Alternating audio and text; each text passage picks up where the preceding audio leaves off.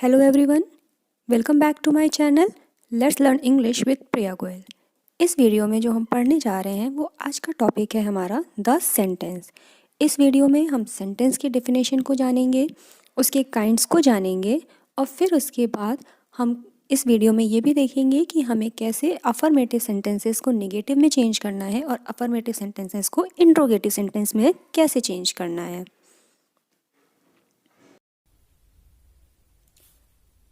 The sentence. अब question क्या है कि सेंटेंस होता क्या है। तो सेंटेंस की डेफिनेशन क्या होती है कि a group of words which makes a complete sense is called a sentence. A group of words यानी कि शब्दों का एक समूह, और शब्दों का समूह क्या करेगा, which makes a complete sense, जो हमें एक पूर्ण अर्थ देगा, इज कॉल्ड अ सेंटेंस। उसे हम सेंटेंस कहते हैं। सेंटेंस यानी कि वाक्य, जिसको हम हिंदी में कहते हैं। तो वाक्य क्या है, शब्दों का एक ऐसा समूह है जो हमें एक पूर्ण अर्थ प्रदान करता है। अब हम पहले इसके बारे में ये भी जान लेते हैं कि काइंड्स ऑफ सेंटेंस, कि सेंटेंस हमारे होते कितने तरीके के हैं। हमने वाक्य तो जान लिया कि वाक्य क्या होता है, सेंटेंस क्या होता है। अब हम इसमें जानेंगे कि इसके कितने प्रकार होते हैं। So there are 5 kinds of sentence. हमारे जो वाक्य होते हैं, जो सेंटेंस होते हैं, उसके 5 काइंड्स होते हैं, 5 प्रकार के होते हैं। दे आर, अब वो कौन कौन से हैं। फर्स्ट, डिक्लेरेटिव और असर्टिव। डिक्लेरेटिव सेंटेंस होता है या फिर असर्टिव सेंटेंस होता है पहला, जिसे हम साधारण वाक्य कहते हैं। दूसरा होता है इंट्रोगेटिव। इंट्रोगेटिव को हम प्रश्नवाचक वाक्य के नाम से जानते हैं।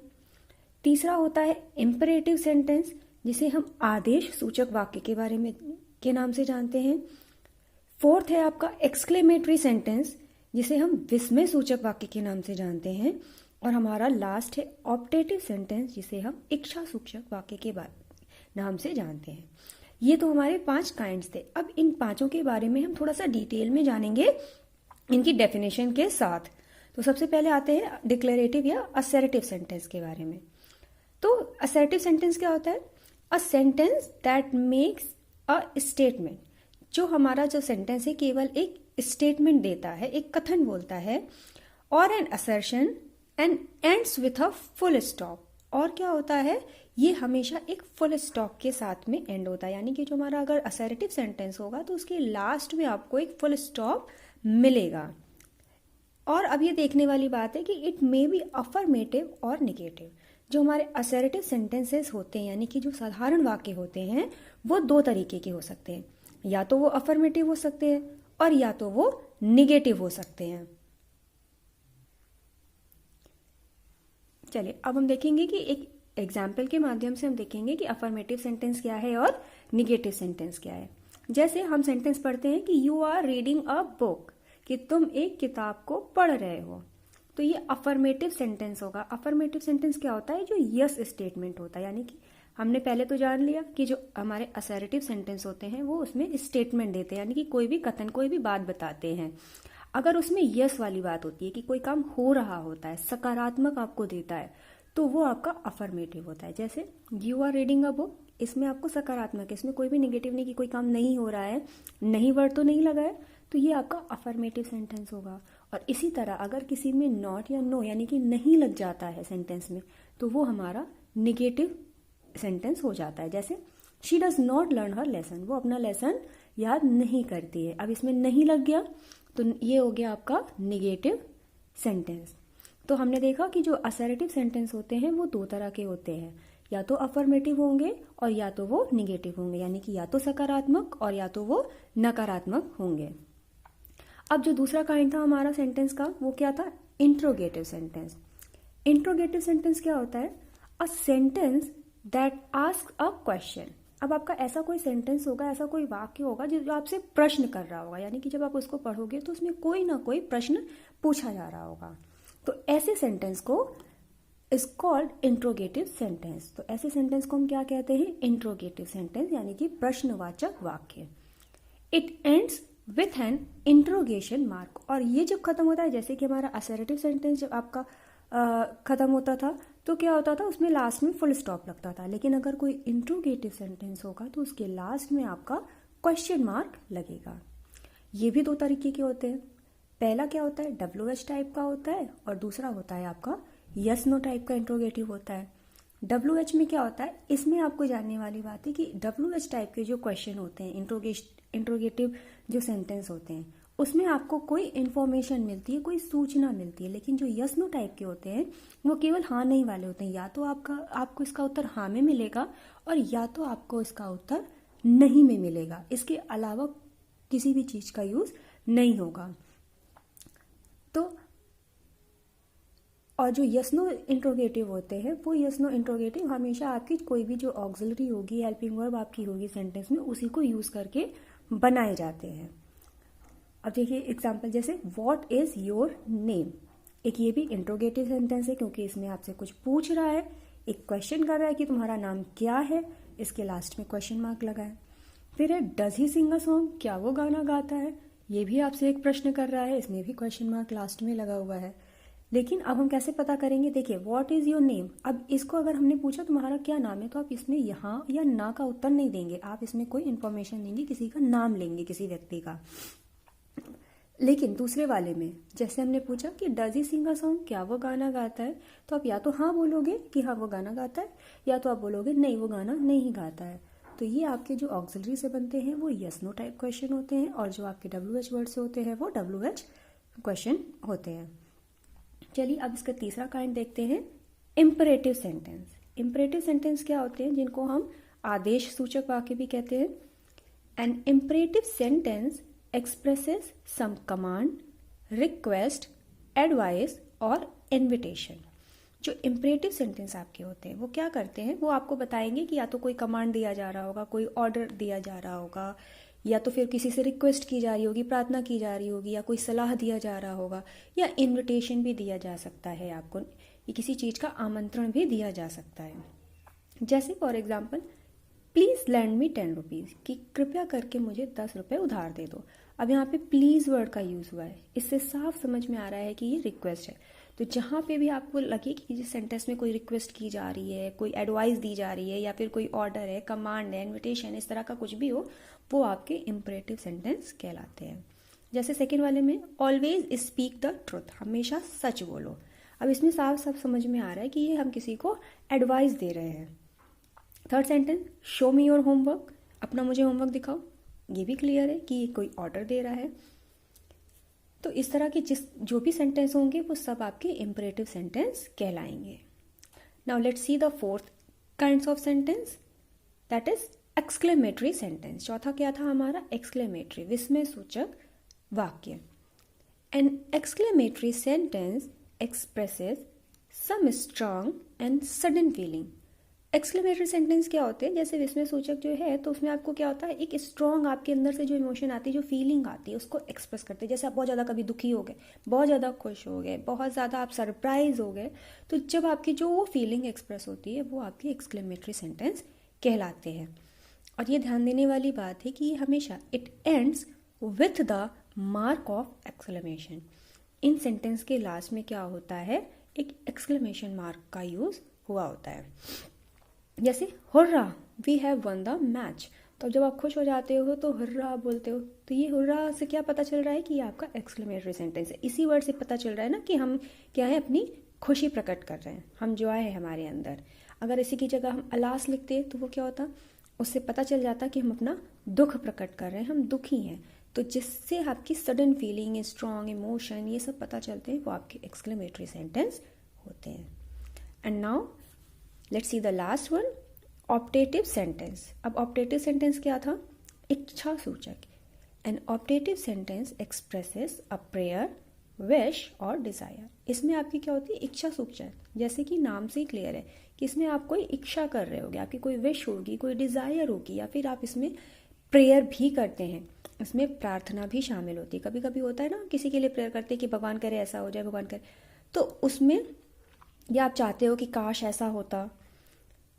Let's see the example, may God bless you, भगवान तुम्हारा भला करे। इसमें क्या होता है, हम क्या कर रहे हैं, प्रेयर कर रहे हैं, भगवान से कर रहे हैं कि भगवान तुम्हारा भला करे, तो प्रेयर है, ये भी ऑप्टेटिव सेंटेंस हुआ।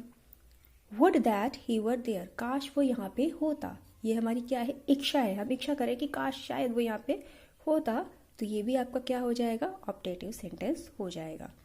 ये ध्यान देना है कि इसमें भी लास्ट में एक्सक्लेमेशन मार्क लगता है, लेकिन एक्सक्लेमेटरी सेंटेंस और ऑप्टेटिव सेंटेंस में थोड़ा सा डिफरेंस होता है कि एक्सक्लेमेटरी सेंटेंस में आपकी कोई इमोशन, कोई सडन फीलिंग आ रही होगी, लेकिन ऑप्टेटिव सेंटेंस में केवल आपकी या तो कोई प्रेयर होगी, आप कुछ प्रार्थना कर रहे होगे, या कोई आपकी इच्छा प्रकट हो रही होगी, केवल तभी वो ऑप्टेटिव सेंटेंस होगा।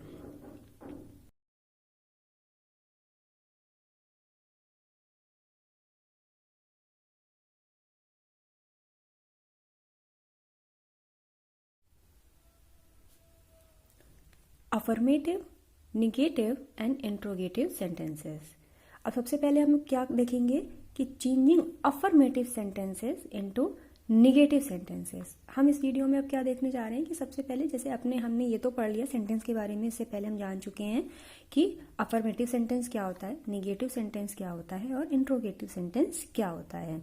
अफर्मेटिव सकारात्मक वाक्य और निगेटिव होता है आपका नकारात्मक। तो अगर आपको कोई सकारात्मक वाक्य दिया हुआ है, अफर्मेटिव सेंटेंस दिया हुआ है, तो उसको हम निगेटिव सेंटेंस में कैसे चेंज करेंगे। अब इसके कुछ रूल्स हैं, रूल्स देखते हैं। सबसे पहला रूल क्या है, बाई एडिंग एडवर्ब नॉट, ये जो नॉट वर्ड होता है उसको हम किसी भी लिंकिंग वर्ब के, लिंकिंग वर्ब क्या होता है कि सब्जेक्ट होती है, सब्जेक्ट के बाद इज, एम, आर, वॉज, वर, ये सब जो होती है लिंकिंग वर्ब होता है, तुरंत उसके बाद एक आपका ऑब्जेक्ट आता है। तो जैसे यहाँ पे देखिए, इसके बाद ऐसे तो हम इज, एम, आर के बाद देखते हैं कि कोई मेन वर्ब आती है आईएनजी फॉर्म में, लेकिन नहीं होता है। जब केवल यही मेन वर्ब की तरह यूज हुआ होता है तब हम इसको लिंकिंग वर्ब कहते हैं।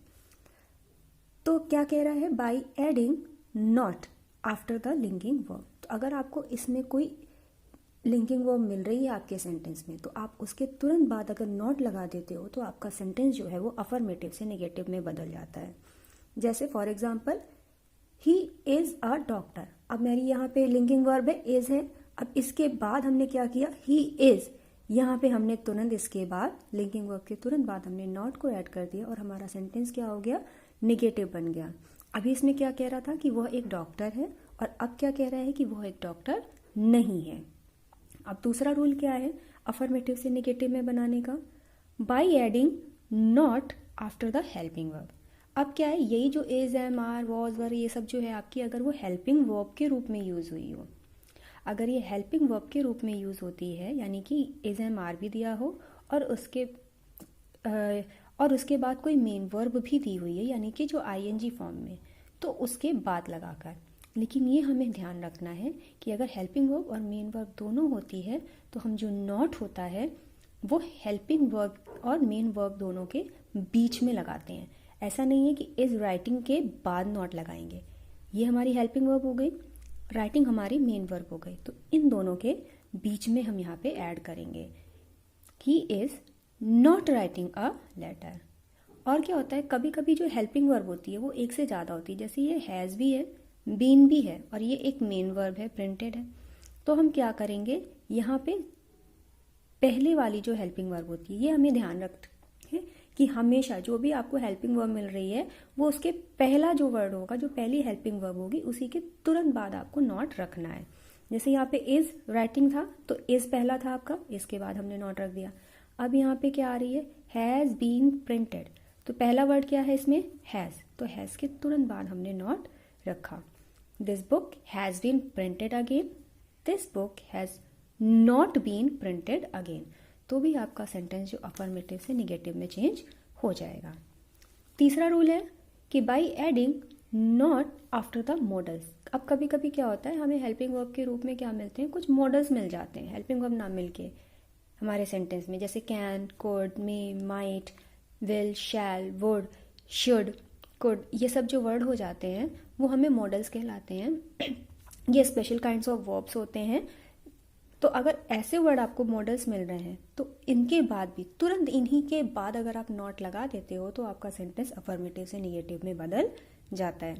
जैसे he will come tomorrow, he will not come tomorrow. पहला था यहाँ पे एक वर्ब था, एक ये वर्ब था, तो दोनों के बीच में हमने लगा दिया। यू मे सिट हेयर, अब मे थी, हमें मॉडल्स मिले इसमें, तो मॉडल्स के हमने तुरंत बाद नॉट लगाया, तो ये भी हमारा निगेटिव वर्ड बन गया। अब फोर्थ रूल क्या है, बाई एडिंग डू, डज और did plus not when we don't have any auxiliaries. अब क्या होता है, कभी कभी सेंटेंस में हमारे कोई ऑक्सिलरी होती ही नहीं है, कोई हेल्पिंग वर्ब हमको मिलती ही नहीं है, तो अब ऐसी कंडीशन में हम किसके बाद नॉट लगाएंगे? तो ऐसे में हमको देखना पड़ता है कि हमारा जो सेंटेंस है वो किस टेंस में है। जैसे ही रोट अ लेटर, अब यहाँ पे हमें कोई ऑक्सिलरी तो मिल नहीं रही है, हम नॉट लगाएंगे कहाँ पे? हम तो हमेशा ऑक्सिलरी के बाद, हेल्पिंग वर्ब के बाद ही नॉट लगाते हैं। तो अब हमें देखना पड़ेगा जो हमारी मेन वर्ब है वो किस टेंस में है। तो जैसे ही रोट अ लेटर, हमारा जो रोट है वो क्या है? पास्ट इंडेफिनिट है। तो हम पास्ट इंडेफिनिट के संग क्या होता है, पास्ट इंडेफिनिट में हम क्या लगाते हैं? आपका डिड यूज करते हैं। तो इसमें हम क्या कर देंगे? डिड नॉट लगा देंगे। इसमें दिया था ना कि डू, डज या डिड में से एक लगाना है। क्यों एक लगाना है? क्योंकि वो हमारे टेंस पे डिपेंड करेगा। अब ही रोट अ लेटर, हमें पता है ये पास्ट इंडेफिनिट है और पास्ट इंडेफिनिट में हम डिड लगाते हैं। तो हमने क्या किया? सब्जेक्ट लिखा, फिर डिड नॉट लगाया, और फिर ये जो मेन वर्ब है वो बाद में आई। देखिए आप हमेशा देखोगे कि मेन वर्ब के पहले लग रहा है कि राइट अ लेटर। और ये भी ध्यान देना है कि जब ये डू, डज या डिड लगता है तो उसके बाद फिर जब मेन वर्ब आती है तो वो अपने बेस फॉर्म में आ जाती है। अभी यहाँ पे रोट था लेकिन हमने डिड नॉट लगा दिया, तो यहाँ पे हमारा जो वर्ब था वो क्या हो गया? बेस फॉर्म में आ गया। अब इसी तरह सेकेंड एग्जाम्पल क्या था? He makes a noise. अब इसमें भी हमने देखा कोई ऑक्सिलरी तो थी नहीं, तो हमने मेन वर्ब को देखा, ये हमारी थी मेक्स। अब हमने देखा एस या ई एस तो हमारी प्रेजेंट इंडेफिनिट में लगती है। अब प्रेजेंट इंडेफिनिट में लगती है तो प्रेजेंट इंडेफिनिट में हम या तो डू लगाएंगे और या तो हम डज लगाएंगे। तो अब ये हमारे सब्जेक्ट पे डिपेंड करेगा कि ये जो हमारा सब्जेक्ट है, अगर ये सिंगुलर होगा तो यहाँ पे डज लगेगा, अगर ये प्लूरल होगा तो यहाँ पे डू लगेगा। अब यहाँ पे हमारा मेक्स था, प्रेजेंट इंडेफिनिट था, और उसके साथ ही साथ सब्जेक्ट जो था वो क्या था? सिंगुलर। ही, शी तो सिंगुलर होता है, तो he does not make a noise. अब देखो मेक से भी हमने क्या किया? एस को हटा दिया, बेस फॉर्म में आ गई हमारी। Third example, I go their daily. हमने देखा गो, ये भी क्या है? प्रेजेंट इंडेफिनिट में है, लेकिन अब हम इसके संग डू लगाएं या डज, ये किस पे डिपेंड करेगा? हमारे सब्जेक्ट पे। आई है सब्जेक्ट, आई के संग हमेशा डू लगता है, तो I do not go their daily. तो ये कुछ रूल था जिसकी हेल्प से हम क्या कर सकते थे? अफर्मेटिव से हम निगेटिव में अपने सेंटेंस को चेंज कर सकते हैं। अब देखते हैं नेक्स्ट रूल, देखते हैं क्या है। रूल 5 हमारा है बाय यूजिंग एनी और नो। अब ये एनी और नो कहाँ यूज करेंगे? अगर हमारे सेंटेंस में कहीं पे सम का यूज हुआ है, किसी अफर्मेटिव सेंटेंस में अगर सम का यूज हुआ है तो हम उसको निगेटिव बनाने के लिए या तो एनी यूज कर सकते हैं और या तो नो यूज कर सकते हैं। अभी हम आगे एग्जाम्पल के थ्रू देखेंगे कि हमें कैसे ऐड करना है। एनीथिंग या फिर nothing in place of something. अगर हमारे सेंटेंस में कहीं समथिंग दिया हुआ है तो उसको निगेटिव में बदलने के लिए या तो हम एनीथिंग यूज कर सकते हैं और या फिर हम नथिंग भी यूज कर सकते हैं। इसी तरह अगर हमारे सेंटेंस में कहीं समवन दिया है तो हम समवन की जगह क्या कर सकते हैं? या तो एनीवन और या तो नो वन लगा के हम अपने सेंटेंस को निगेटिव बना सकते हैं। अगर समवेयर दिया है तो हम या तो एनीवेयर लगा सकते हैं या तो फिर नोवेयर लगा सकते हैं। अगर हमारे सेंटेंस में ऑलवेज दिया है तो हम उसके प्लेस पे नेवर को यूज कर सकते हैं, और हमारा सेंटेंस में अगर आइदर और दिया हुआ है तो उसकी जगह हम नाइदर नॉर लगा के भी अपने अफर्मेटिव सेंटेंसेस को निगेटिव में चेंज कर सकते हैं। चलिए अब एग्जाम्पल के थ्रू देखते हैं कि हमें कैसे करना है। He has some news for you. अब देखिए यहाँ पे हमको सम मिला, तो सम के लिए हमको क्या लगाना था? या तो एनी और या तो नो। तो हमने यहाँ पे सब में नो का ही यूज किया है, सब में नो वाले वर्ड्स को यूज किया है, क्योंकि एनी का जब हम यूज करते हैं तो एनी के पहले हमें नॉट को भी लगाना पड़ता है। जैसे he has some news for you, he has no news for you. अगर हमको एनी यूज करना होता तो हमको क्या करना पड़ता?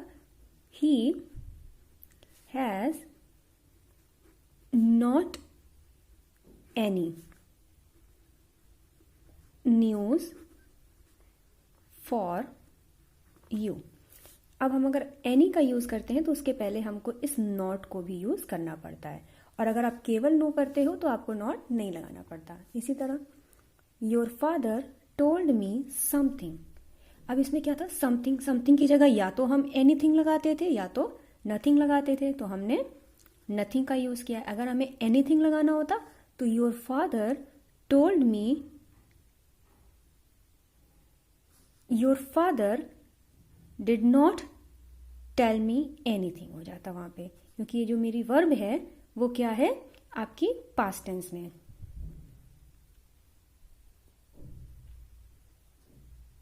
I saw someone talking with you. अब क्या है, आई सॉ समवन, अब समवन की जगह हमको क्या है, नो वन है, तो आप केवल नो का भी यूज करके बना सकते हो, तो आपको कोई कंफ्यूजन भी नहीं होगी। I saw no one talking with you. She can find this book somewhere, तो she can find this book nowhere. He always speaks the truth, always की जगह नेवर को यूज किया, he never speaks the truth. फिर either Mohan और his sister is dull, तो either की जगह नाइदर और की जगह नॉर, तो neither Mohan nor his sister is dull. तो ये हमारे कुछ रूल्स थे जिसके हेल्प से हम अपने अफर्मेटिव सेंटेंसेस को निगेटिव में चेंज कर सकते थे। अब हम क्या देखेंगे कि हमारा जो है कि अफर्मेटिव सेंटेंसेस को क्या करना है, हमें इंट्रोगेटिव सेंटेंस में चेंज करना है। तो इंट्रोगेटिव सेंटेंस में चेंज करने का क्या रूल है, मैंने 2 रूल बताए हैं। पहला रूल क्या होता है, प्लेसिंग लिंकिंग वर्ब, मोडस और helping verb before the subject to make yes no type interrogative. अगर आपको इंट्रोगेटिव क्वेश्चन बनाना है, यस नो टाइप के हमेशा बनते हैं आपके इसमें जो, तो आपको क्या करना होगा, आपके सेंटेंस में जो भी हेल्पिंग वर्ब मिल रही हो, जो भी मोडल्स हो, कोई भी लिंकिंग वर्ब हो, उनको क्या करना है, बस आपको अपने सब्जेक्ट से वो पहले रख देना है। वैसे तो वो सब्जेक्ट के बाद आती है तो अफर्मेटिव सेंटेंस रहता है, लेकिन अगर आप उसको सेंटेंस में सब्जेक्ट के पहले रख दोगे तो वो आपका इंट्रोगेटिव सेंटेंस बन जाएगा। जैसे she is a good girl. अब क्या था, शी सब्जेक्ट था हमारा और इज हमारी यहाँ पे लिंकिंग वर्ब थी, तो हमने क्या किया, इस लिंकिंग वर्ब को पहले रख दिया और फिर उसके बाद सब्जेक्ट को रख दिया, is she a good girl, और लास्ट में हमने क्या किया, एक क्वेश्चन मार्क रख दिया। फिर शी इज कुकिंग फूड। अब देखिए इसमें इज भी दिया हुआ है और कुकिंग भी दिया हुआ है, हेल्पिंग वर्ब भी है और मेन वर्ब भी है, तो हमने क्या किया, केवल हेल्पिंग वर्ब को हमें अपने सब्जेक्ट के पहले प्लेस कर देना है, रख देना है। तो पहले इज, फिर शी, और फिर जो हमारे मेन वर्ब है, ऑब्जेक्ट है, जो भी है, उसको हम वैसे का वैसा ही रख देंगे। तो she is a good girl, is she a good girl, she is cooking food, is she cooking food. इसमें क्या था कि वो एक अच्छी लड़की है, और इसमें क्या हो गया, क्या वो एक अच्छी लड़की है। इसमें था वो खाना पका रही है, और इसमें क्या हो गया, क्या वो खाना पका रही है। इसमें आपका क्वेश्चन मार्क भी लास्ट में लगेगा। और दूसरा रूल क्या था, कभी कभी क्या होता है, जैसे अभी आपने ऊपर निगेटिव में पढ़ा था कि हमारे पास कभी कभी ऑक्सिलरी नहीं होती है, हेल्पिंग वर्ब नहीं होती है, तो हम क्या करते हैं, उसमें भी हम डू, डज या डिड को यूज करते हैं। सेम रूल है, सब्जेक्ट के पहले लगा देते हैं अगर हमारे पास केवल मेन वर्ब ही हमारे सेंटेंस में है तो। अब क्या है कि इसको एग्जाम्पल के थ्रू देखते हैं। आई सिंग अ सॉन्ग, मैं एक गाना गाती हूँ।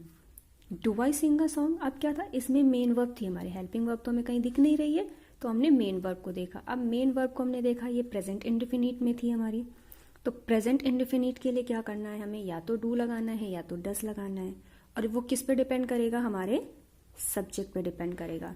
सब्जेक्ट आई है और आई के संग मैंने आपको पहले भी बताया कि डू लगता है, तो पहले हमने डू लिखा, देन सब्जेक्ट रखा, हेल्पिंग वर्ब हो गई, अब डू हमने लगा लिया, फिर हमने सब्जेक्ट को रखा, और फिर जो मेन वर्ब है वो बेस फॉर्म में आ गया, क्योंकि डू डज डिड के संग हम बेस फॉर्म यूज करते हैं, सिंग अ सॉन्ग, और क्वेश्चन मार्क लगा दिया। फिर क्या था, मोहन प्लेज चेस। मोहन है, इसमें भी हमको हेल्पिंग वर्ब नहीं दिख रही है, लेकिन मेन वर्ब है। मेन वर्ब को हम क्या देखेंगे, इसकी टेंस, ये भी प्रेजेंट इंडेफिनिट में है, प्रेजेंट इंडेफिनिट में है, तो हम डू लगाए या डज, ये डिपेंड कर रहा है हमारे सब्जेक्ट पे। मोहन है, सिंगुलर है, मोहन के साथ हम क्या लगाएंगे, डज लगाएंगे, तो पहले हमने डज लिखा, फिर अपने सब्जेक्ट को लिखा, फिर जो मेन वर्ब थी उसका बेस फॉर्म लगाया, और फिर हमने जो भी ऑब्जेक्ट था उसको लिख दिया, और लास्ट में एक क्वेश्चन मार्क लगा दिया। आई सिंग अ सॉन्ग, मैं गाना गाती हूँ। Do I Singh a song, क्या मैं एक गाना गाती हूँ। Mohan plays chess, Mohan chess खेलता है। डज मोहन प्ले चेस, क्या मोहन चेस खेलता है। शी केम लेट, अब इसमें क्या है, इसमें भी हेल्पिंग वर्ब तो नहीं है लेकिन मेन वर्ब है। मेन वर्ब क्या है हमारी, पास्ट इंडेफिनिट में, और पास्ट इंडेफिनिट में क्या लगता है हमारा, डिड लगता है, चाहे सब्जेक्ट कोई भी हो। डिड लगाया, फिर सब्जेक्ट शी को हमने रखा, और फिर मेन वर्ब बेस फॉर्म में, यहाँ पे केम थी सेकेंड फॉर्म थी, और यहाँ पे क्या है, कम बेस फॉर्म है, फिर लेट लगा के क्वेश्चन मार्क लगाया, और हमारा सेंटेंस जो था अफर्मेटिव से वो इंट्रोगेटिव में बन गया। सो इस वीडियो में हमने ये देखा कि हमें कैसे अफर्मेटिव सेंटेंसेस को निगेटिव सेंटेंस में चेंज करना है, या फिर अगर अफर्मेटिव सेंटेंस को हमें कैसे इंट्रोगेटिव सेंटेंस में चेंज करना है। Thank you.